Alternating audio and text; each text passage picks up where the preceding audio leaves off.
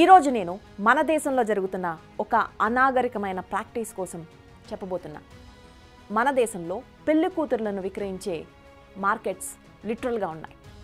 పూర్తి వివరాలు చూద్దాం ఇవాల్టి వ్యూలో. Welcome to the view. నేను రూపా ఇందుకూరి.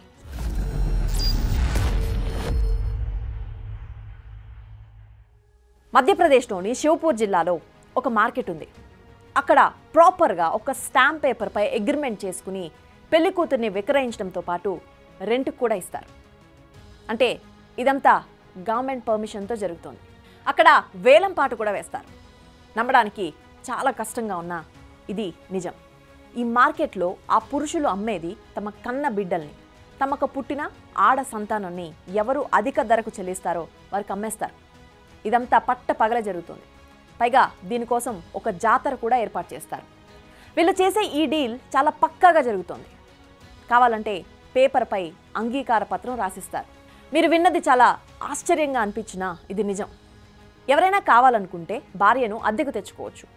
మినిమం 1 నెల నుంచి 1 సంవత్సరం వరకు అక్కడ అమ్మాయిని అద్దెకిస్తారు. అది కూడా లీగల్గా.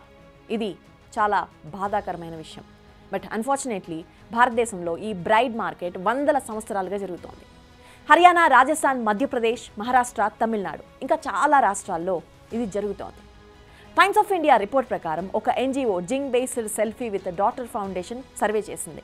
ఇందులో కొన్ని షాకింగ్ విషయాలు తెలిసాయి.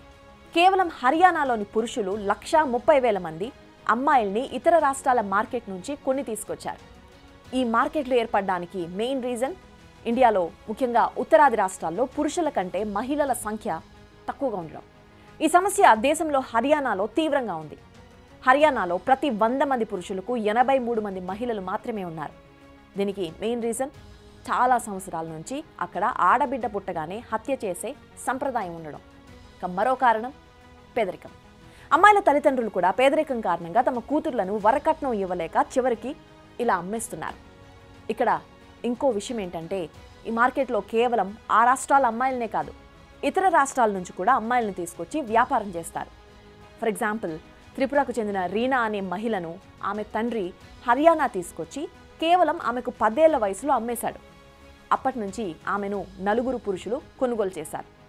ఈ 4 ఇంట్లో ఆమె ఒక బానిసగా ఇంట్లో పని, పొలం పని చేయడం, ఆ పురుషులకు భార్యగా ఉండడం చేసేది. కానీ ఈరోజు రీనా వయసు 50 ఏళ్ళు. ఈ వయసులో ఒంటరిగా జీవిస్తోంది. ఆమెకు తోడెవరూ లేరు. ఆమెకు తనకంటూ ఒక కుటుంబం లేదు. కన్న తల్లిదండ్రులు కూడా ఆమెను వదిలేశారు. హర్యానాలో ఇలాంటి వారిని మోల్కీ బహు లేదా పారో అని పిలుస్తారు. అంటే కొనుగోలు చేసిన కోడలు అని అర్థం.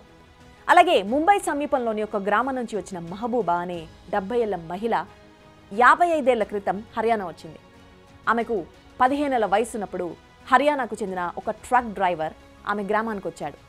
మహబూబా తల్లిదండ్రులకు కొంత డబ్బు చెల్లించి ఆమెను తనతో హర్యానా తీసుకెళ్లిపోయాడు. ఆ తర్వాత కొన్నాళ్ళు ఆమెను తన భార్యగా ఇంట్లో పనులు చేయించుకుని తర్వాత మరొకరికి అమ్మేశాడు. రీనా, మెహబూబా లాగా హర్యానాలోని మేవాడ్, జింద్, రోహ్తక్, సోనీపత్, మహేంద్రగఢ్ లాంటి ప్రాంతాల్లో ప్రతి గ్రామంలో 100 నుంచి 150 మంది మహిళలు ఉన్నారు. వీరంతా బెంగాల్, బీహార్, మధ్యప్రదేశ్, మహారాష్ట్ర, అస్సాం, జార్ఖండ్, కేరళ, తమిళనాడు లాంటి రాష్ట్రాలకు చెందినవారు. హర్యానాలో ఒక పశువు ధర 70,000 దాకా ఉంటే అదే ఒక పెళ్లి కూతురు ధర 4,000 నుంచి 50,000 వరకు ఉంటుంది. ఇక ఇలాంటిదే మరో మార్కెట్ రాజస్థాన్లోని హదోతి. హదోతి దేశంలోనే అతిపెద్ద పెళ్లి కూతుర్ల మార్కెట్. ఇక్కడ ధర కూడా ఎక్కువ. ఇక్కడ ఒక్కో పెళ్లి కూతురు ధర 20,000 నుంచి 5 లక్షల వరకు ఉంటుంది. మరి ఈ ధరలో ఇంత డిఫరెన్స్ ఎందుకు అని మీకు డౌట్ రావచ్చు. ఇక్కడ ధర అనేది అమ్మాయి వయసు, అందాన్ని బట్టి ఉంటుంది. అయితే ఇంతకు ముందు ఎక్కువ సార్లు అమ్ముడిపోయి ఉంటే ధర తక్కువగా ఉంటుంది. ఇంకో ఇంట్రెస్టింగ్ విషయం ఏంటో తెలుసా? మనం తరచూ వార్తల్లో వింటూ ఉంటాం కదా, రాజస్థాన్లో, మహారాష్ట్ర, ఢిల్లీలో కొత్త పెళ్లి కూతురు ఇంట్లో నుంచి డబ్బులు తీసుకుని పారిపోయిందని. ఇలా పారిపోయేవారు ఈ దొంగ పెళ్లి కూతుర్లు. ఇలా డబ్బులిచ్చి కొన్నవారే.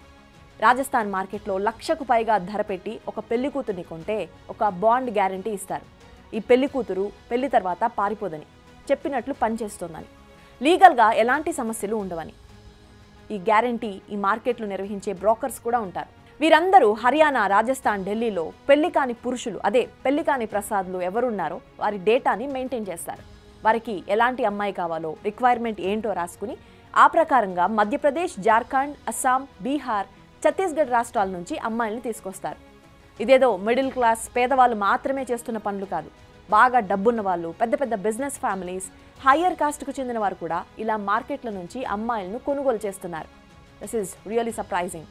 పెద్ద ఫ్యామిలీస్ కేసెస్లో ఈ వ్యవహారం అంతా కొంత సీక్రెట్గా నడుస్తోంది.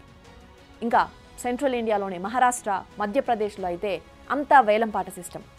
మహారాష్ట్ర నాందేడ్లో అయితే యువకులంతా మార్కెట్లో చేరి అమ్మాయి తండ్రి లేదా సోదరుడితో ధర బేరమాడతారు, లేదా అమ్మాయి తండ్రి ఆ మార్కెట్ పెద్దలు వేలంపాట పాడతారు. అంటే ఒక పశువుల సంతతో సమానం. అమ్మాయిని కొనుగోలు చేసే వరుడు ఎవరు, అతను అమ్మాయిని బాగా చూసుకుంటాడా లేదా అనేవి ఎవ్వరూ పట్టించుకోరు. జస్ట్ వచ్చే డబ్బుల్ని మాత్రమే చూస్తారు. ఇదంతా ఒక్కో రాష్ట్రంలో ఒక్కోలా ఉంటుంది. మధ్యప్రదేశ్లో వచ్చేసరికి పరిస్థితి కొంచెం డిఫరెంట్. ఇక్కడ శివపురి అనే నగరంలో సంవత్సరానికి 2 సార్లు మాత్రమే పెళ్లి కూతుర్లను అమ్మే జాతర మార్కెట్ ఉంటుంది. ఇక్కడ బ్రోకర్ సిస్టమ్ ఉండదు. డైరెక్ట్ అమ్మాయి తల్లిదండ్రులే వరుడితో డీల్ చేస్తారు. అయితే ఇక్కడ పెళ్లి కూతుర్ని అమ్మడంతో పాటు రెంట్పై ఇవ్వడం కూడా జరుగుతోంది. ఈ కల్చర్ని మధ్యప్రదేశ్లో దదీచా అని అంటారు. ఇక్కడ అమ్మాయి రెంట్ నెలకు 15,000 నుంచి 25,000 వరకు యావరేజ్గా ఉంటుంది. ఒకవేళ కొనుగోలు చేయాలంటే వన్ టైం సెటిల్మెంట్ 2 లక్షల దాకా ఉంటుందట. ఇప్పటి వరకు మనం పెళ్లి కూతుర్ల మార్కెట్ చూసాం. ఇప్పుడు పెళ్లి కొడుకు ఫర్ సేల్ కాన్సెప్ట్ చూద్దాం. అదే ఇక్కడ వరుడు అమ్మబడును. ఇది కేవలం బీహార్లో మాత్రమే జరుగుతోంది.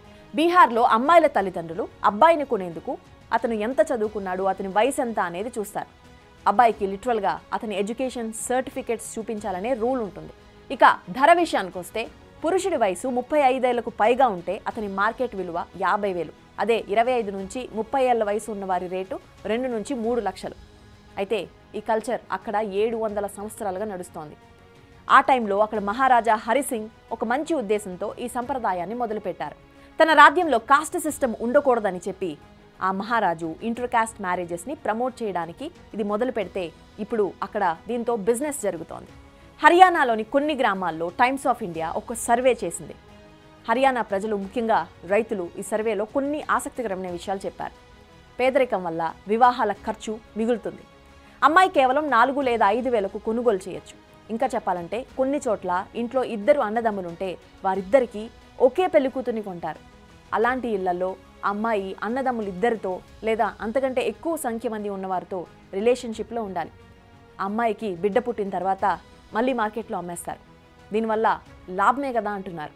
అంటే ఒక మనిషి, ఒక ఆడపిల్లని హర్యానాలో ఒక వస్తువుగా లాభం సంపాదించే మెషిన్గా మాత్రమే చూస్తున్నారు. అయితే వీళ్ళలో కొందరు అమ్మాయిలు సంతోషంగా జీవితం గడుపుతున్న వారు కూడా ఉన్నారు.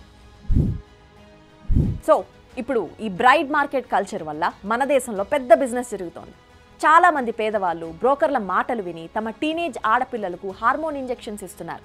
ఈ ఇంజెక్షన్స్ వల్ల తక్కువ వయసులోనే ఆడపిల్లలు శరీరం మేచర్ అయిపోతుంది. దీనివల్ల ఈ అమ్మాయిలకు ఫిజికల్, మెంటల్ హెల్త్ నాశనం అవుతోంది. ఆ సమయంలో వారిని పట్టించుకునే వారు ఎవ్వరూ ఉండరు.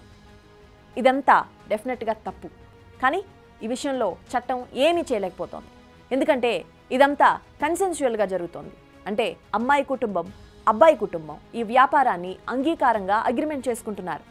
అయితే మైనర్ అమ్మాయిల విషయంలో మాత్రం ఇది చెల్లదు. అందుకే అమ్మాయిల వయసు ఎక్కువగా చూపించి బిజినెస్ చేస్తున్నారు. ఈ విషయాన్ని మరి మన రాజకీయ నాయకులు పట్టించుకోరా అంటే I'll tell you one thing. 2019లో కశ్మీర్లో ఆర్టికల్ 370 రద్దయ్యాక అక్కడి ముఖ్యమంత్రి, సీనియర్ బీజేపీ నాయకుడు మనోహర్ లాల్ ఖట్టర్ వివాదాస్పద వ్యాఖ్యలు చేశారు. వారి పార్టీ కోటేస్తే వాళ్ళ ఇంటికి కోడలు ఈజీగా దొరుకుతుందని, ఇతర రాష్ట్రాలతో పాటు కశ్మీర్ నుంచి తెల్లని అమ్మాయిలు తీసుకురావచ్చని చెప్పారు. ఆయన స్టేట్మెంట్ అప్పట్లో పెద్ద దుమారం కూడా రేపింది. ఇది మన రాజకీయ నాయకుల వైఖరి. చట్ట ప్రకారం ఇలా అమ్మాయిలు నమ్మడం నేరం. ఇది హ్యూమన్ ట్రాఫికింగ్ కిందకు వస్తుంది. కాన్స్టిట్యూషన్లోని article 23(1) 1956 immoral traffic prevention act ప్రకారం ఇది నిషేధం. అయినా సంప్రదాయాల పేరుతో ఈ కుసంస్కృతి యథేచ్ఛగా కొనసాగుతోంది. ఇలాంటి ప్రాక్టీసెస్పై కఠినమైన చట్టాలను తీసుకురావాలి. కానీ ఏ నాయకులు దీని గురించి మాట్లాడరు. ఎందుకంటే దీనివల్ల వారికి ఏ లాభం లేదు కాబట్టి. అయితే ఆ రాష్ట్రాల్లో పోలీసులు కూడా ఇదంతా తప్పైనప్పటికీ తామేం చేయలేమని చెబుతున్నారు. తమ వద్దకు ఎవరైనా వచ్చి కంప్లైంట్ చేస్తే కదా అని అంటున్నారు. అవును, కనీసం ఆ అన్యాయమైన మహిళలైనా ముందుకొచ్చి మాట్లాడాలి. అప్పుడే దీని గురించి అందరికీ తెలుస్తోంది. ఈ సమస్యకు ఒకటే సొల్యూషన్, ఎడ్యుకేషన్. దేశంలోని గ్రామాల్లో ప్రజలు ఎక్కువగా చదువుకోకపోవడమే ఈ సమస్యకు మూల కారణం. విద్య అనే వెలుగుతో ఈ చీకటి సంస్కృతి దూరం అవుతుందని ఆశిద్దాం.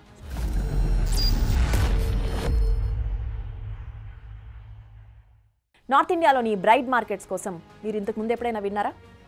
కామెంట్స్లో మీ ఒపీనియన్ తెలియచేయండి. ఇలాంటి మరిన్ని ఇంట్రెస్టింగ్ అప్డేట్స్ కోసం ఇప్పుడే సబ్స్క్రైబ్ చేయండి big TV the view channel.